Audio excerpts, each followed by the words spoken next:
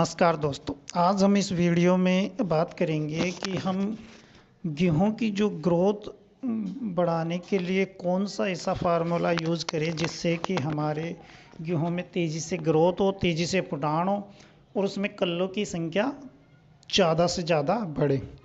कितने टाइम की फसल में कौन सा मेथड हम यूज़ करके ज़्यादा से ज़्यादा ग्रोथ करवाएं। किसान भाइयों, हम इस वीडियो में आज जो गेहूं में हम पहला पानी लगाते हैं और दूसरा पानी लगाते हैं, दोनों की डोज इस वीडियो में बताएंगे कि पहला पानी आपको कितने दिनों में लगाना चाहिए और पहले पानी के साथ में आपको कौन सा खाद या न्यूट्रिएंट्स का इस्तेमाल करना चाहिए जिससे कि आपके जो गेहूं का पौधा है उसमें ज़्यादा से ज़्यादा ग्रोथ हो।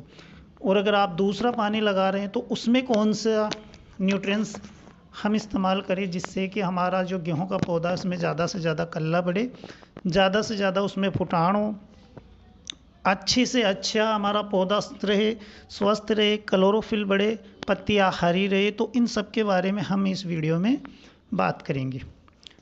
तो किसान भाइयों, आप देख रहे हैं किसान मित्रा चैनल, और जो किसान भाई इस किसान मित्रा चैनल पे या हमारे वीडियो पे पहली बार विजिट कर रहे हैं उनसे मोस्ट रिक्वेस्ट है किसान भाइयों कि हमारे चैनल को सब्सक्राइब कीजिए, बेल आइकन को दबाइए जिससे कि आपको जो हमारे द्वारा बनाई गई वीडियो का जो नोटिफिकेशन आता है वो सबसे पहले मिले, जिससे कि आपको अगली हमारी वीडियो देखने का मौका मिले।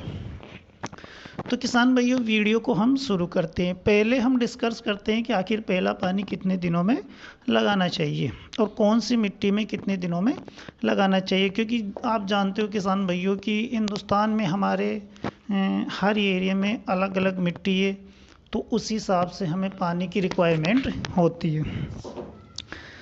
किसान भाइयों, जो जनरली जो भारी मिट्टी होती है उसमें जो पानी इंस्टॉल करने की क्षमता ज़्यादा होती है, तो उसमें हम थोड़ा लेट पानी लगा सकते हैं। लेकिन जहाँ पर बिल्कुल हल्की मिट्टी होती है तो वहाँ पे हमें पानी जल्दी लगाने की आवश्यकता होती है। जैसे कि हल्की मिट्टी में हमें 18 से 20 दिन में पानी लगा देना चाहिए। जहाँ पर मीडियम प्रकार की मिट्टी है तो वहाँ पे किसान भाइयों हमें 20 से 22 दिन में पानी लगाना चाहिए। लेकिन जहाँ पे मतलब जो भारी मिट्टी है, जहाँ पे उसमें पानी इंस्टॉल करने की क्षमता ज़्यादा होती है, जैसे पंजाब यूपी का कुछ एरिया है, एमपी में, तो ऐसे एरिया में हमें 25 से 27 दिन के बीच में पानी लगाना चाहिए। अब हम बात करते हैं किसान भाइयों, पहला पानी के साथ में हमें कौन सी डोज देनी चाहिए जिससे कि हमारा जो पौधा है वो हरा भरा रहे, उसमें किसी प्रकार का रोग नहीं हो, उनकी रोग प्रतिरोधक क्षमता बढ़े, कल्लों की संख्या ज़्यादा बढ़े जिससे कि हमारा उत्पादन ज़्यादा बढ़े। तो किसान भाइयों, जो पहले पानी के साथ हमें देना है वो सबसे पहले नाइट्रोजन देना है, यानी कि यूरिया देना है, क्योंकि यूरिया की रिक्वायरमेंट पौधे में 20 से जो 30 दिन का पौधा होता है उसमें यूरिया की रिक्वायरमेंट बहुत ही ज़्यादा आती है। मैं कहता हूँ किसान भाइयों 50 दिन तक नाइट्रोजन का उपयोग आप कर सकते हो। 50 दिन जो गेहूं का फसल होती है उसमें आप कुछ भी कर सकते हो, कुछ भी मतलब कितनी भी ग्रोथ उसमें करवा सकते हो, कितने भी कल्ले बढ़ा सकते हो। उसके बाद में तो आप अगर आप खर्चे करते हो तो उसमें आपको नामात्र का फ़ायदा मिलेंगे। तो हम इस वीडियो में पहले पानी और दूसरे पानी दोनों की डोज आपको बताएंगे। तो किसान भाइयों, पहले पानी में आपको यूरिया देना है। यूरिया जो आपको क्वांटिटी रखना है किसान भाइयों वो रखना है 40 से 45 केजी 1 एकड़ के लिए। उसके साथ में किसान भाइयों जो जिंक 33% आता है, जिंक सल्फेट, वो आपको देना है। उसकी अगर हम क्वांटिटी की बात करें किसान भाइयों तो आपको 7 से 8 केजी 1 एकड़ के हिसाब से रखना है। तीसरा खाद जो आपको देना है वो सल्फर देना है।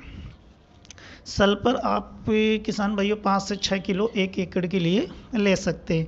तीनों को आप मिक्स करके छींटा विधि से डालकर पानी लगा सकते हैं। अब ये हमारी फसल में क्या काम करेगा किसान भाइयों, तो जो नाइट्रोजन होता है किसान भाइयों, जनरली हम सब जानते हैं नाइट्रोजन का मेन काम होता है फुटानी करवाना, कल्लों की संख्या बढ़ाना, पौधे में हरापन लाना, जड़ों का विकास करना। तो ये सब चीज़ें और ये सब काम आपका नाइट्रोजन करेगा। किसान भाइयों, नाइट्रोजन जब आप अपने प्लांट में दोगे तो उसमें एक अलग ही प्रकार की चमक आएगी और पत्ता बिल्कुल हरा दिखेगा। तो यूरिया आपका ये काम करेगा। दूसरा जो हम जिंक सल्फेट दे रहे हैं किसान भाइयों, जिंक सल्फेट एक बहुत ही महत्वपूर्ण पोषक तत्व होता है जो आपकी फसल में जड़ों का बहुत तेज़ी से विकास करेगा, रोग प्रतिरोधक क्षमता बढ़ाएगा। जो पौधे में जो पीलापन होता है किसान भाइयों, चाहे वो किसी भी कारण हो, उसको दूर करता है, हरापन अपने पौधे में लाता है, उसमें एक मजबूती प्रदान करती है जिंक। ग्रोथ तेज़ी से होती है, कल्लों की संख्या बहुत अच्छी बढ़ती है। और जो जिंक की कमी किसान भाइयों हम हमारे पौधे में देखते हैं, जैसे कि जो जंग के लगे हुए पत्ते दिखते हैं वो जिंक की कमी के कारण, तो उसकी जिंक की पूर्ति होने से वो हट जाता है और पौधा अपना स्वस्थ रहता है। और जब पौधा स्वस्थ रहेगा, उसकी पत्तियां स्वस्थ रहेगी किसान भाइयों, तो हमें प्रोडक्शन ज़्यादा मिलेगा। तीसरा जो हम सल्फर दे रहे हैं किसान भाइयों, जनरली सल्फर का जब आप इंट्रोडक्शन लोगे तो एक फंजीसाइड के रूप में हम इसे देखते हैं। सल्फर एक बहुत ही महत्वपूर्ण पोषक तत्व होता है किसान भाइयों हमारी जड़ों का विकास करने के लिए। पौधे की जो सफ़ेद जड़ें होता है उनका तेज़ी से विकास करता है, पौधे को ग्रोथ प्रदान करता है, उसमें पत्तों में एक चमक जो लाता है वो सल्फर लाता है किसान भाइयों। पौधे के जो पत्ते होते हैं वो हरापन आता है, वो सल्फर के कारण आता है। सल्फर से जो तना होता है वो मजबूत होता है, तेज़ी से पौधा ग्रोथ करता है। जो ऑलरेडी ज़मीन में जो माइक्रोन्यूट्रिएंट्स पड़े रहते हैं उनको पौधे तक पहुंचाने का काम भी सल्फर करता है। जब लास्ट में फसल पकती है किसान भाइयों तो दाने का जो वज़न होता है उसको बढ़ाने का काम भी सल्फर करता है। और एक फंजीसाइड होने के कारण यह आपके नीचे जड़ों में जो फंगस लगती है उसका भी काम करता है, यानी कि सल्फर देने के बाद में आपको फंगस की कोई दवाई देने की आवश्यकता नहीं होती है, तो इसी कारण आपका खर्चा भी कम हो जाएगा। तो ये तीन चीज़ मिलाकर आप पहले पानी में किसान भाइयों दे सकते हैं। इसकी जो क्वांटिटी हमने बताया उसी क्वांटिटी से आपको देना है। अगर आपने बेसल डोज में यानी कि जब गेहूं की उड़ाई की है उसमें अगर आपने इनमें से किसी तत्व की पूर्ति की है तो उस हिसाब से आप इसको कम ज़्यादा कर सकते हैं। ये तो हुआ किसान भाइयों पहले पानी के साथ में हमें देना है। अब जो किसान भाई दूसरा पानी लगा रहे हैं किसान भाइयों, तो दूसरे पानी में हमें कौन से तत्व देने चाहिए किसान भाइयों। जनरली हमने फिर पहले भी बताया, फिर बता रहे हैं कि 50 दिन की अवधि जो गेहूँ की होती है उसमें आप कल्ले बढ़ा सकते हैं, तो दूसरे पानी में भी आप खाद डाल सकते हैं। दूसरे पानी में किसान भाइयों जो आपको खाद डालना है वो सबसे पहले आपको यूरिया लेना है, क्योंकि 50 दिन तक यूरिया की आवश्यकता पौधे को बहुत ही ज़्यादा होती है। अब किसान भाइयों जो दूसरे पानी में आपको यूरिया देना है वो पहले पानी के और जो बेसल डोज आपने उड़ाई के टाइम में डाला है उसी क्वांटिटी से आपको देना है, यानी कि आपको जो 1 एकड़ में 100 केजी यूरिया की पूर्ति करना है। तो उस हिसाब से आपने मान के चलो 30 किलो यूरिया आपने उसमें बेसल डोज में दे दी उड़ाई के समय, और 40 किलो यूरिया आपने पहले पानी में लगा दी। तो जो आपका बचा यूरिया वो 40 केजी यूरिया आपको दूसरे पानी में देना है।